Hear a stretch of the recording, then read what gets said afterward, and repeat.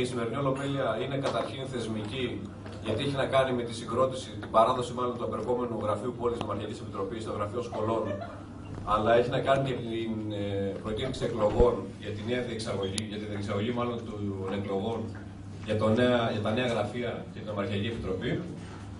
Καλό θα είναι να ξεκινήσουμε με μια σειρά τοποθετήσεων που έχει να κάνει με τα θέματα που έχουμε ορίσει στην Ολομέλεια, δηλαδή πλην των εκλογών, τον απολογισμό της προηγούμενης χρονιάς, τις εγγραφές που γίνονται φέτος και τις εξελίξεις που υπάρχουν σε θέματα παιδείας, που αυτή τη στιγμή είναι αρκετές, όχι όσο βέβαια θέλαμε να είναι, αλλά είναι. Και έπειτα μετά τις τοποθετήσεις να πούμε σε μια οργανωτική λειτουργία της οργάνωσης, σε μια οργανωτική συζήτηση για το πώς θα διεξαχθούν οι εκλογές, πότε, πού, τι συμπεράσματα πρέπει να βγουν από αυτή την εκλογική διαδικασία, τα παιδιά τα οποία θα εκλεγούν, πώς θα πρέπει να είναι, ποια κριτήρια θα πρέπει να πληρούν, και από εκεί και πέρα με την εκλογή τους από τη βάση, από όλα τα μέλη της ΠΑΣ του Ηρακλείου, από όλες τις σχολές, από όλα τα ψηφοδέλτια της ΠΑΣ, να στελεχώσουν αυτές τις θέσεις και να ξεκινήσει η νέα χρονιά για την οργάνωση πιο δυναμικά, πιο μαζικά, για να θέσουμε νέους στόχους και να υλοποιηθούν.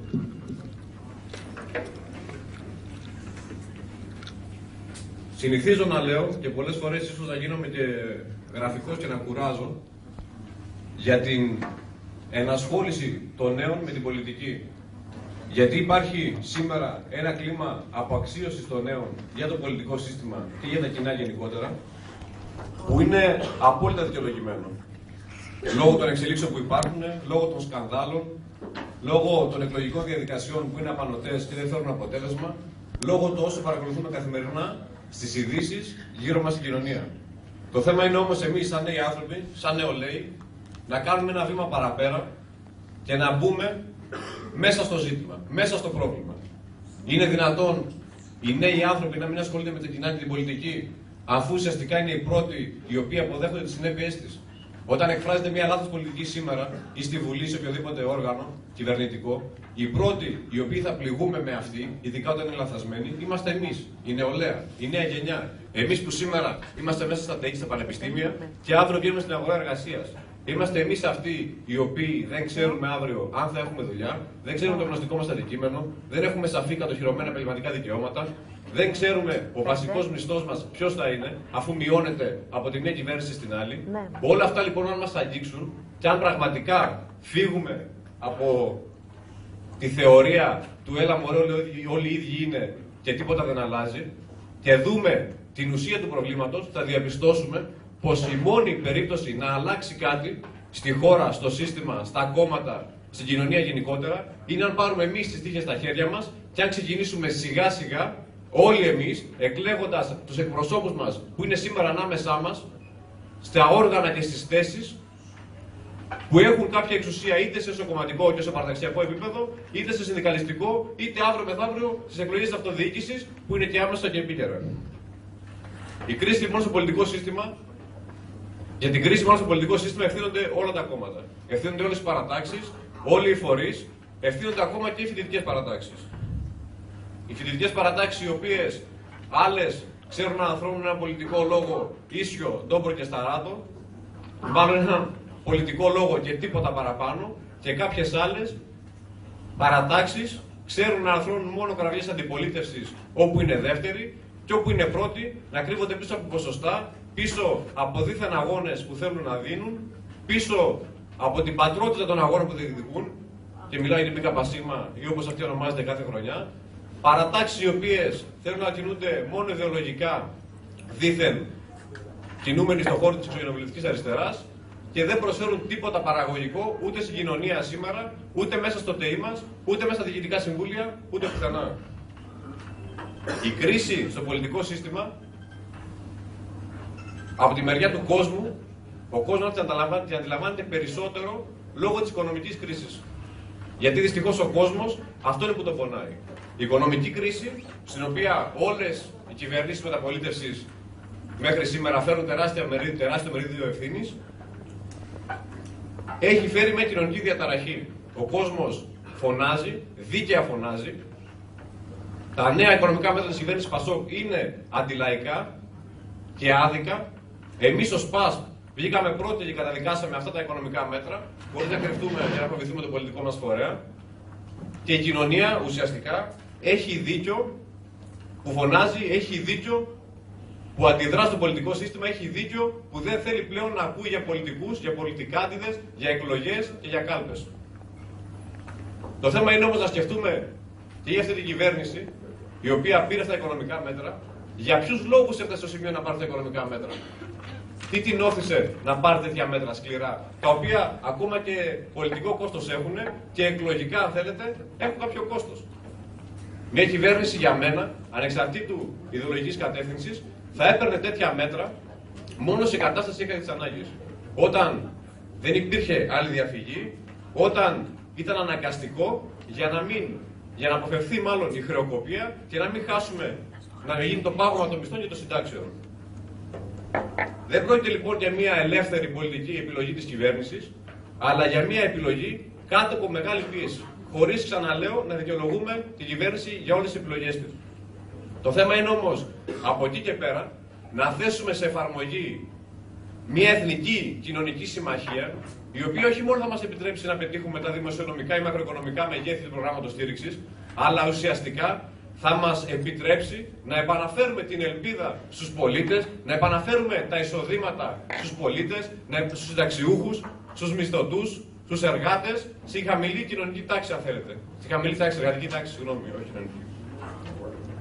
Όλα αυτά λοιπόν, για μένα, είναι αυτά τα οποία εμείς, σαν οι άνθρωποι, καθημερινά αντιμετωπίζουμε. Είναι όλα αυτά τα οποία θα πρέπει να μας κάνουν να σκεφτούμε λίγο παραπάνω, να δούμε πέραν από αυτό που μας περνάνε τα οποιαδήποτε μέσα μαζικής ενημέρωσης καθημερινά στην τηλεόραση και στις εφημερίδες και να μπούμε σε μια συζήτηση αρχικά μεταξύ μας, όπως είναι η σημερινή Ολομέλεια, για το πού θα πρέπει να κινηθεί μια σοβαρή συνδικαλιστική σπουδαστική παράταξη σαν την ΠΑΣΠ, για το τι θα πρέπει να καταθέτουμε καθημερινά σαν απόψεις και στο ΤΕΙ και στα όργανα συνδιοίκησης και στα μέσα μαζικής ενημέρωσης και όπου δίνουμε το παρόν και εκπροσωπούμεθα, και θα πρέπει ουσιαστικά να οργανωθούμε σήμερα για ένα οργανωμένο, μαζικό φοιτητικό κίνημα, το οποίο δυστυχώς τα τελευταία χρόνια έχει απαξιωθεί και μεγάλο ρόλο, και μεγάλη ευθύνη μάλλον, φέρει η Δάπνο του Φουμπού, η οποία είναι πρώτη σε ΕΣΕ και σε ΕΦΕ και δεν αφήνει ουσιαστικά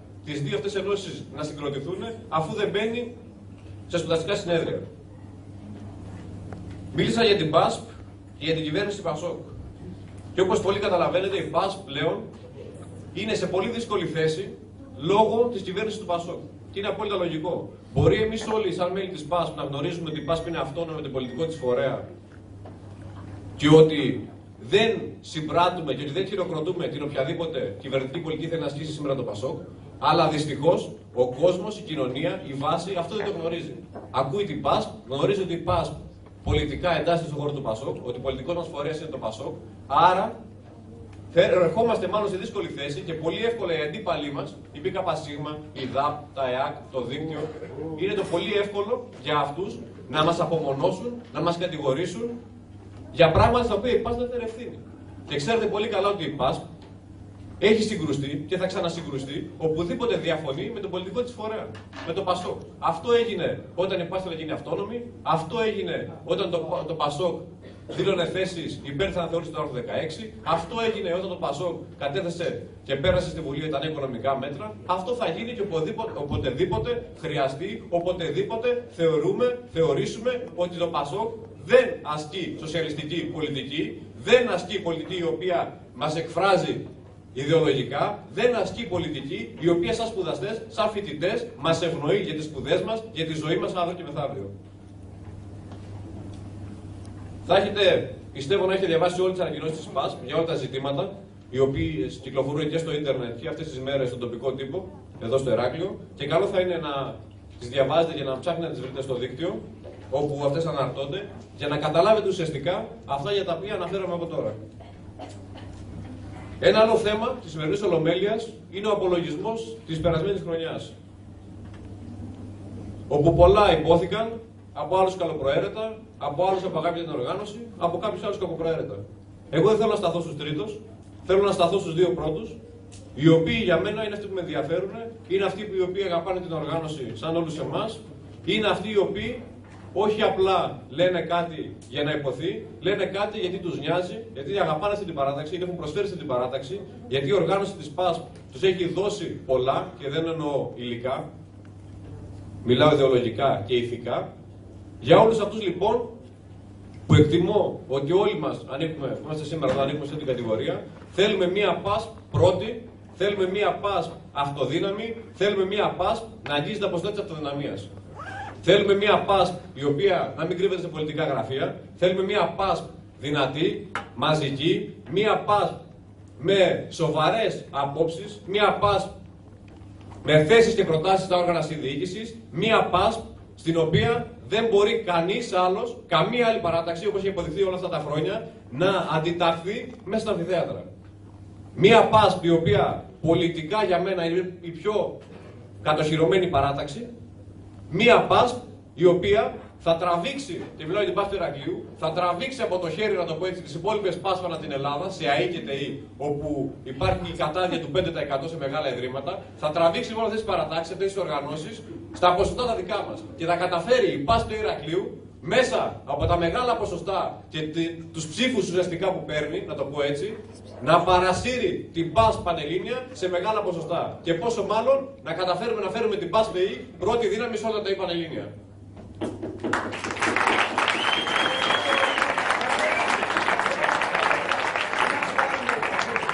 Η στελέχωση των γραφείων σχολών και του Γραφείου Πώλησης της Δημαρχικής Επιτροπής για μένα θα πρέπει να γίνει από πολιτικά κατοχυρωμένα πρόσωπα. Τα παιδιά τα οποία θα μπουν μάλλον σε αυτά τα όργανα θα πρέπει να μην είναι μάλλον χειράνθρωποι, να είναι άτομα χειραφετημένα, άτομα που γνωρίζουν τι είναι η ΠΑΣΠ, άτομα που γνωρίζουν τα προβλήματα των σπουδαστών, άτομα που έχουν να προσφέρουν, άτομα τα οποία δεν μπαίνουν στην παράταξη και σε θέσεις απλά και μόνο για να διαχειριστούν κάποιες καταστάσεις, αλλά μπαίνουν στην οργάνωση της ΠΑΣΠ και σε κομματικές θέσεις για να φέρουν ένα αποτέλεσμα και να εξυπηρετήσουν τα συμφέροντα των σπουδαστών και της παράταξής μας.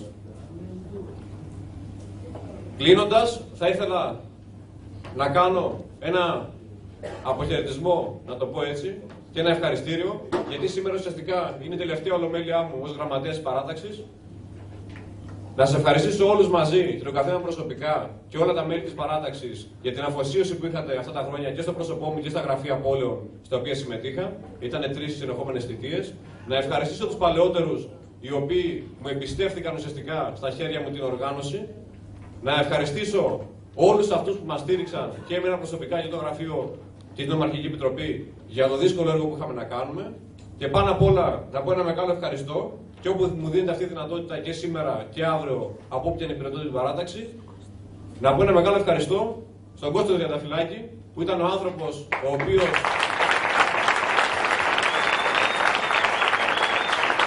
και εμένα αλλά και πολλούς άλλους ανάμεσά μας επέλεξε, μας μοίησε στο συνδικαλισμό, μας ζήμωσε αν θέλετε πολιτικά και μας έδωσε κάποιες αρχές και κάποιες αξίες τις οποίες τις υπηρετούμε μέχρι και σήμερα και πάντα από όποια σκοπιά και είναι ο καθένας μας θα συνεχίσει να τις εξυπηρετεί. Πάνω απ' όλα λοιπόν να βάλουμε τις θέσεις και τις αρχές που ο Κωστής και η ομάδα μας πρεσβεύει και εκφράζει. Πάνω απ' όλα η ομάδα, πάνω απ' όλα η παράταξη. Δεν κινούμαστε ψηφοθυρικά, δεν είναι αυτός σκοπός το ΤΕΗ Ηρακλείου και η αυτοδυναμία του. Σκοπός είναι η ΠΑΣΠ να είναι ψηλά, να είναι πρώτη δύναμη, να είναι δυνατή για να μπορεί να εξυπηρετεί τα συμφέροντα των σπουδαστών όπως μόνο αυτή ξέρει. Πάμε λοιπόν τη νέα χρονιά πιο οργανωμένα, πιο μαζικά, διαφοροποιούμαστε, εκφραζόμαστε, πετυχαίνουμε πάλι με όλοι μαζί για ένα οργανωμένο, μαζικό, φοιτητικό κίνημα που μέχρι τώρα δεν έχουμε δει και μόνο μέσα από την εκπροσώπησή του της ΠΑΣΠ μπορούμε να το δούμε. Ευχαριστώ πολύ.